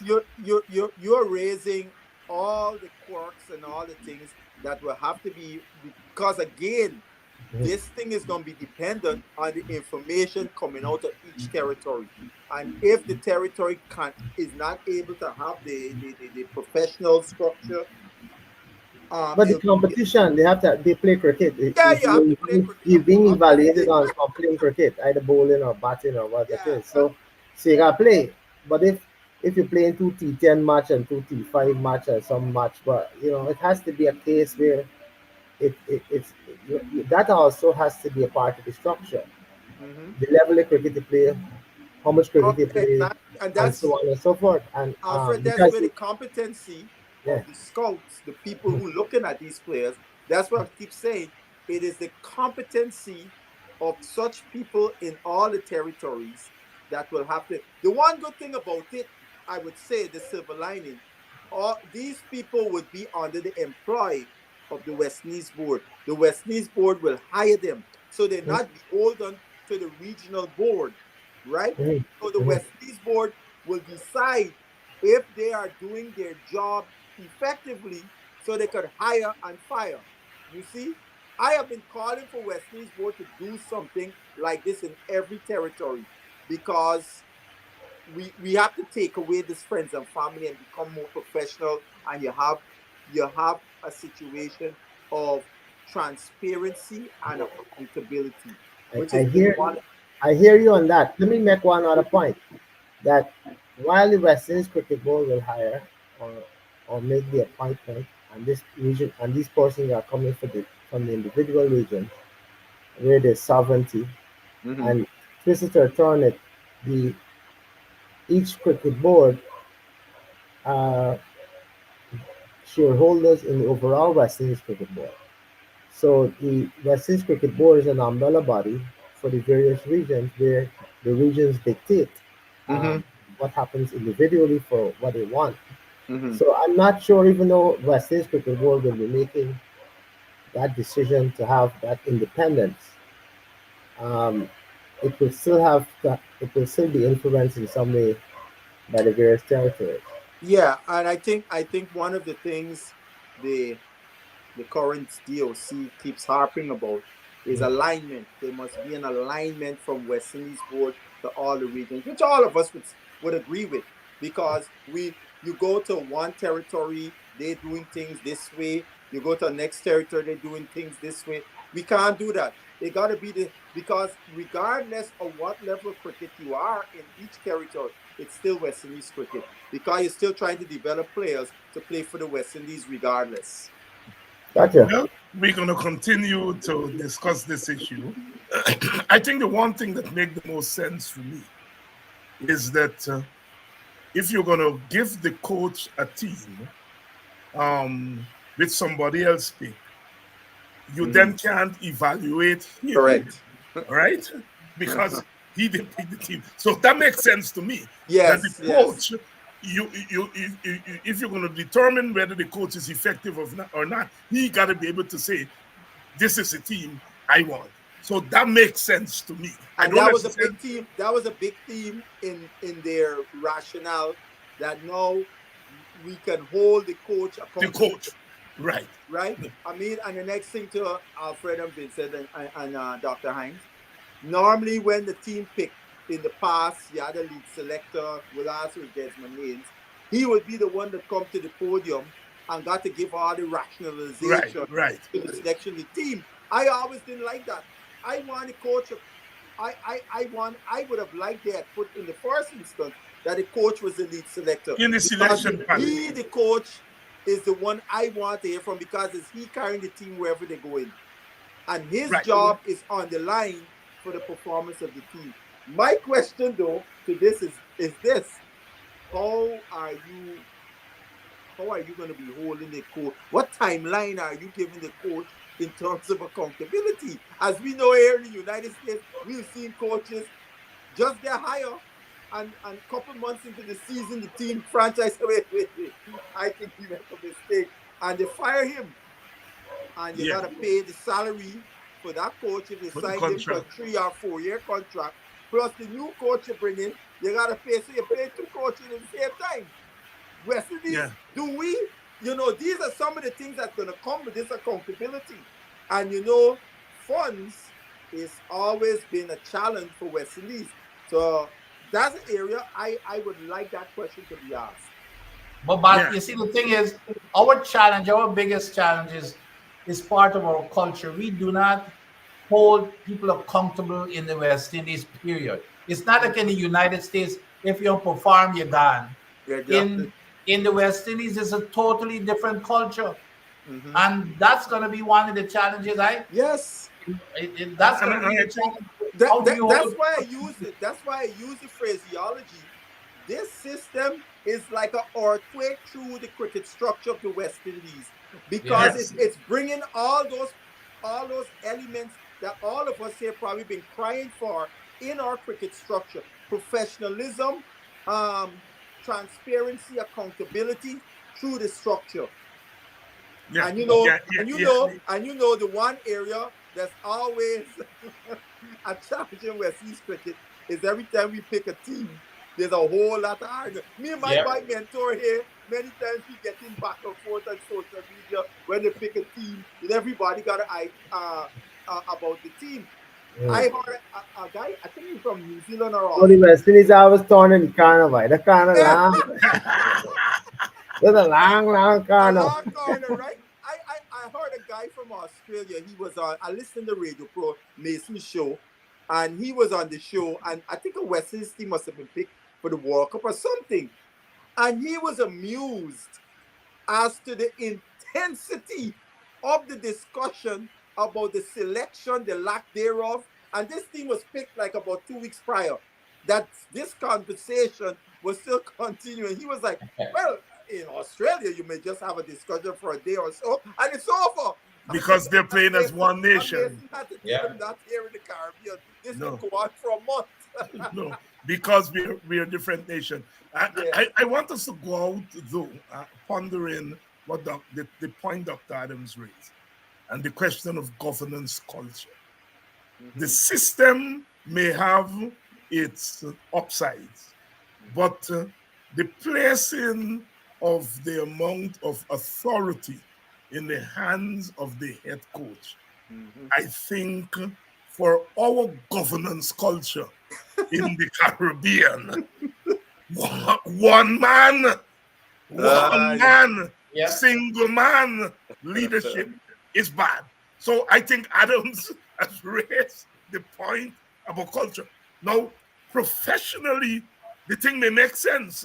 Yes. But when you put it against this thing that we have struggled with, this one-man culture that we have struggled with in the Caribbean, but the jury's out. I think we're going to continue to discuss it here and see how it works and so forth. What I find interesting here is that Sammy was banished from playing cricket because he challenged He's challenged the status quo. Correct. And now And he Now becomes he the now status he quo. in charge. no, he's in charge. I No, but find that most interesting. But what we should go. what I also want to stick a pin in that, and this is something that is very bothersome. The helm of West Indies cricket at the level of the presidency as well as the helm of the head coach. And now you want the selector man who plot out this thing, some man named Bascom, where Yes. he do Yes. some director fancy thing. Mhm. It's a set of small island people. And these are the big countries like Guyana, Trinidad, and so on. And Barbados, to some extent, who is a big cricketing nation, are left on the periphery. But you get in these other places, make calling the shots. It's a serious thing. And now you're vesting the authority in the head coach, saying that yes, at worst, if you don't do this, you're gonna fire you. But it's not really designed for that. It's more designed out of control rather than designed out of really allowing for To transparency. democratize the system. Yes. Yeah. Well, Yeah. hold on. Yeah. They said this structure came out of their cricket high performance committee. The members of this committee are the following: Let me Roger hear. Harper, Leon Johnson, a guy named Gullion, who is an administrator in Trinidad, Trinidad, a guy named Lindell Wright, a former cricketer from Jamaica, Jamaica. um, Ian Bradshaw from Barbados, right? And the chairman of the committee is Enoch Lewis. Andy Roberts Sir Andy Roberts was supposed to be on that committee. There's some years ago. This is No, an no, no, no, old year. no. This is the This is a current A recent thing that they put in place. This was the committee which they clearly stated this brainchild came out of that committee. Roger is part of that committee, you said? Roger is part of that committee. You have two Guyanese on that committee. You have a Trinidadian, you got a Bajan, you got Jamaican, Antiguan, and you have an Antiguan. yeah. Right? And the DOC obviously would be an official member of that committee. Vincentian. And they came up with this brainchild. Correct. Yeah. They came out of that committee, Alfred. So it's not. Anyway, guys, it's 9. Well, we're going. Alfred, before we go, what's the story with Beaton? He got another life, or he's done? Nah, I mean, you aren't hearing anything. It's the stoning people, man. So you gotta stop them in the Well, he has come back 3, 4, 5 times. Like, it's difficult. Let me just say something. Alfred is correct. I was told, you see, the people who passed him, and the person who spoke to me, he said he blames the West Indies board. And I agree with him for this reason. Beaton was able to send in his video, right, with him bowling and the arm and so on. So the biomechanical lab, whatever data is sent to them, they evaluate. Yeah. It wasn't an independent situation, and then the lab got the footage. It was Beaton. So as soon as he get past and he go back and play, and he get in the heat of the battle, he goes back to his old ways. That's where you want to take the footage from him in actual competition, not running up and bowling in the nets or something like that. So the person told me, he said, that is the problem. The West Indies board is the problem. They should demand, if any video footage that you're going to send to the biomechanics lab, it must be in competition. It can't be. So if Beaton went through his remedial, you're going to video him playing a competitive match, and you send that footage to the lab. All right, we'll have to end on that note. I want to thank you all. Thank you, Dr. Adams. Thank you, Butch. Thank you, Mr. Mentor, for making your debut. Don should have been with us here to talk up Hetmeyer. Don, I hope you're going to be with us next week. You'll be missing for 2 weeks. and I couldn't make your case for you for your boy Hetmeyer. I don't think Guyana Warriors are playing any matches during this week. I think I look at the thing. I don't think even one They're match. playing next week Saturday. They're still next week Saturday. They may be Well, playing. it's a long break, man. Right. It's interesting. So it means that they're going to be playing. So they're going to get to Guyana. Situation where they on the back end they're going to be playing a lot of. They're going to be playing a lot of matches. Bam. I don't necessarily like that. No. I don't like that either because there's where fitness can start to come into play. Exactly. But it's good to see Kimo Paul back bowling and some intensity there from a Guyana standpoint, not necessarily an Amazon Warrior standpoint. Dr. Hanks Close, did you guys discuss about the signing of Muin Ali? No, we didn't talk about that. We didn't get to talk about that. Next week we're going to talk about that. But what's happening with what's his name? Shepherd. He's been I got something else at 9. All right. Okay, nice seeing you again, Alfred. Right. Yes, my brother. Yes, Basil. I think Shepherd picked up some kind of injury. That's why he isn't playing the. Okay. Yes, that's he missed the last 2 matches. All right. So, guys, I see you all next week. All right. See you all next week. So, all right, Alfred, next week. It's a permanent game. Unless you have to do your. I gotta get a check out, Basil. We catch up in the world. Yeah, man. All right, Alfred. Good. All right. See you all next week. And thank you all in the audience for staying with us. Spirited discussion. Of course, once it comes to cricket, we have so much to say as a Caribbean people, as Guyanese people. And, we have to keep rallying around the West Indies because, as Rex Netherford would say, Professor Netherford, we are all we have. We are all we have. Thank you all very much. And I'm going to, for you political people, I'll see you all tomorrow. And cricket people, I'll see you all next week, Sunday. Rude boys gonna get you by degrees. Here comes the West Indies. And when you're facing the generals, nearly every ball is a funeral. And when we batting, brother, go and put your men on the boundary line. And if you give we a liquor, that is merely a hiccup. Look, you win the little battle, you lose the war. It's the same result every time. Everybody sing. Here come the West Indies. Here come the West Indies. Them rude boys gonna get you by degrees. Here come the West Indies. I tell you now, here come the West Indies. Here come the West Indies. Them bad boys gonna bring you to your knees. Here come the West Indies. Special request to the Trinity posse. And what about the Guyana posse? And what about